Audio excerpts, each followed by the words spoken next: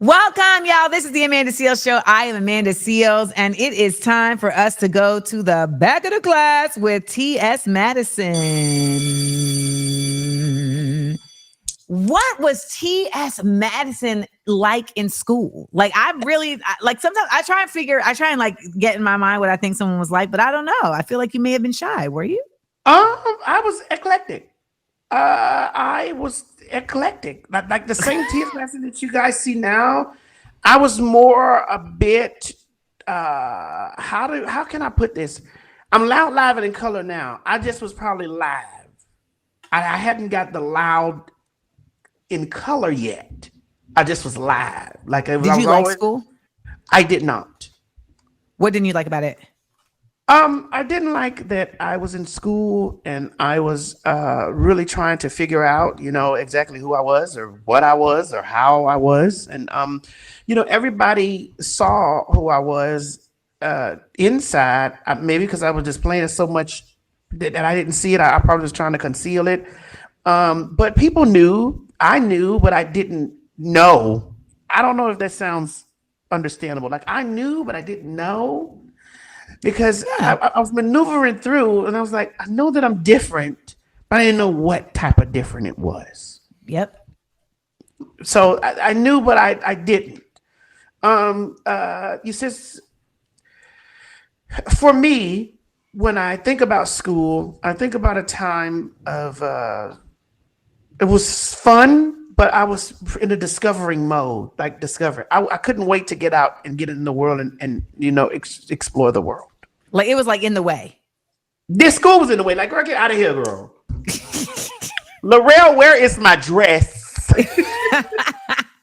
Did you graduate? I did. I graduated. I did some college.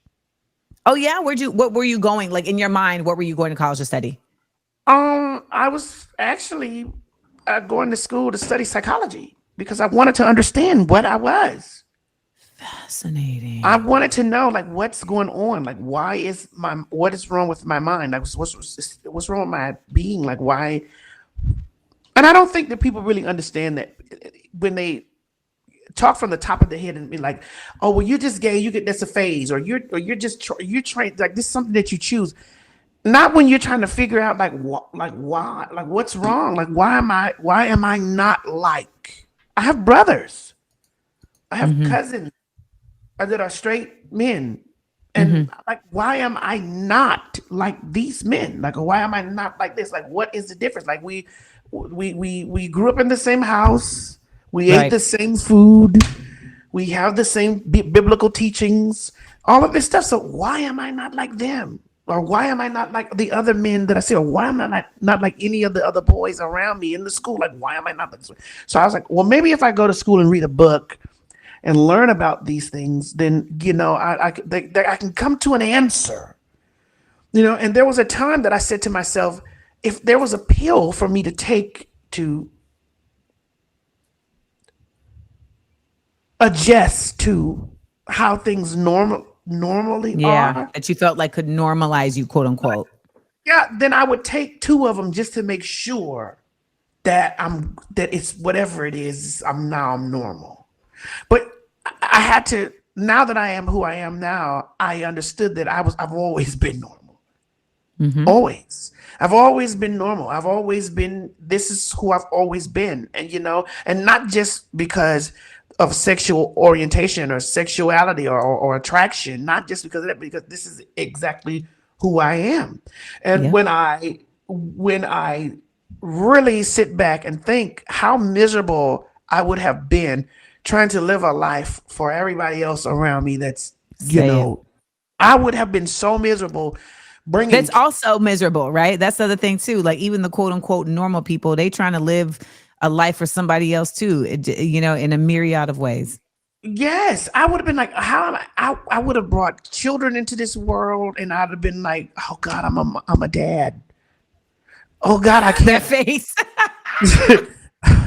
I can't vacation. I can't like everything that I'm doing in life. I love doing this. I love the freedoms of traveling. I travel the world because I'm the world. Okay. Right. Because I am T.S. Madison. Do I think that if I would have been just the gay boy, maybe I still would have traveled the world. But do I think if I'd have been trying to perpetrate a fraud and have been a heterosexual acting Yeah. person, and I would have probably been as sexually active as I was young. I probably would have been hypersexual, just having sex with women to try to suppress something. I don't know. I probably would have been like some of these men who some of these men's names that I will not name. Well, here's somebody I would like you to name. Who is a Black teacher that shaped you or that like really affected you in a positive way? In a positive way. Ooh. Yeah. Ooh, dang. Okay. All right. That was a real. Okay, you gotta realize I'm from Miami, so I grew up down there in Miami, and like so, majority of the people that affected me, they affected me in a way that made me still question like why am I this going on with me? Like the principals of the school, like why your voice ain't deep, man up, or why you ain't like I would come to school and it's like oh God, I gotta get up and come to school today. What made me love school was the girlfriends that I had, like my girls, my sisters. That you know we would dance, we having a good time. You know what I'm saying? And even when it came down to attraction, there's probably one or two that I could have told like I like that boy right there. But very on a whisper, like you know. So school was not a very comfortable place. It never was a comfortable place. I did a lot of acting out. I did a lot of. But I did learn things because I had the opportunity, and maybe it was by God's design. I had the opportunity to go to alternative school. I was so bad in school because I was fighting against whatever it was, right, or trying to figure out whatever. I was so bad, I got shipped to alternative school. Okay, so I went to a school called J.R.E. Lee. Okay, they need to take those names away from these schools, honey. Yes, they do. Yes, they do. Right. So I went to school. It was J.R.E. Lee, and at this alternative school, there were so many kids that was from your inner city, bad, like I'm like over here, like I'm not even like this. I'm a girl, but then that's it. I met some bad girls, and okay, well, I guess I also I met a person, and I've talked about this on Pierre's podcast before. I met a person. Her name in this day and age, her pronouns would be she and her. Her name was James Walker, and her street name was Miss Perd, P-E-R-D. She was the first, I don't know if to say non-binary or she was the first girl that I had ever seen in my life. The first girl. And I was so enamored. I think we were so enamored by each other's presence because I was still trying to fit the mold of being a boy, honey, and she was already out with her. She was chewing her gum. She had a Jerry curl, honey. She used to wear crop tops, and she was really thick, like a girl, like a teenage girl. She would wear biker shorts and Patrick Ewing girl. This is how old we are. Patrick Ewing shoes when they were hot. I know exactly what sneakers you're talking about. Yes, we know with the two double socks. She would come through like 90s. You know how in the 90s we would tights. And she would come through there, and like her presence would cause the boys to be insane because she was a girl, and like the boys around didn't know how to take it. Like they didn't know how to take it, and she had a big booty. And she would come through, and you would look like, does she have a coochie or what? Like, what's going on here? TS, this is the radio. This is not. Oh, I'm sorry. Does she have a vagina or like what is going on? Like what is this? And so I remember us coming to school, and we were in a class together, and she was drawing on this. She had a notepad, and she was just scribbling. She was scribbling names and hearts, and she was a hood queen, and so. She was messing around at our young age. We were 15, 16 years old. So this is not, so I want to say this because I'm gonna make a point. She was just like the hood girls. You know how the hood boys will come pick the girls up from school, the older boys will pick the girls. Unfortunately, we didn't know at the time that they were grooming. Yes. And molesting, doing these things. We didn't see anything wrong with it because they were older. They were dope dealing boys. She had a dope dealer boyfriend. And she was writing his name on the paper and writing hearts and all this type of stuff or whatever. And she said, I was sitting at the table with her. And she was like, What's your name? Timothy. Okay. You think you a boy, don't you? You know you this. And I was like, what is that? Like what is this? I didn't know what Right. this was.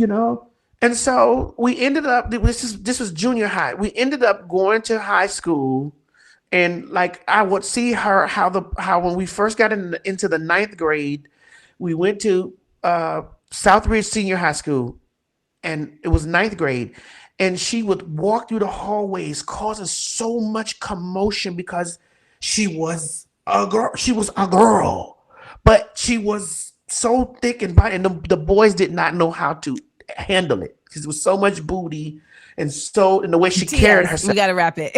But I just This got to is the get radio. These people think we. sister, Well, this is me and you talking now, so I'm listening. sister. They killed her. I cried. I cried so terribly, like, because she was someone that I met. I saw a reflection, She saw you. and we saw each other, but she was already living in. Yeah. Oh my gosh.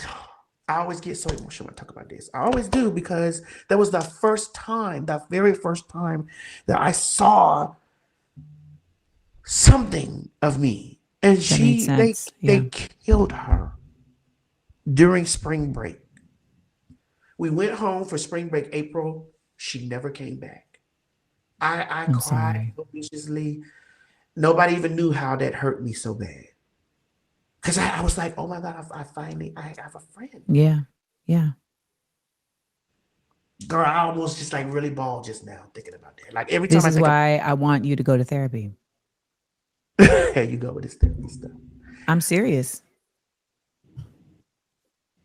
You want to take a second? I'm okay. But it's just like every time I think about it, like, because I never got a chance to be her friend and like grow into being like coming like to this, and then her blossoming into to the age that we're in now. Like how she would have been like already.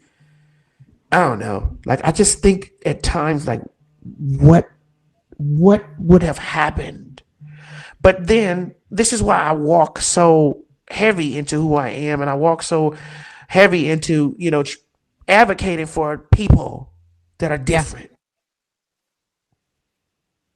Ooh. What you're really advocating for is for it not to be an issue of difference as a issue.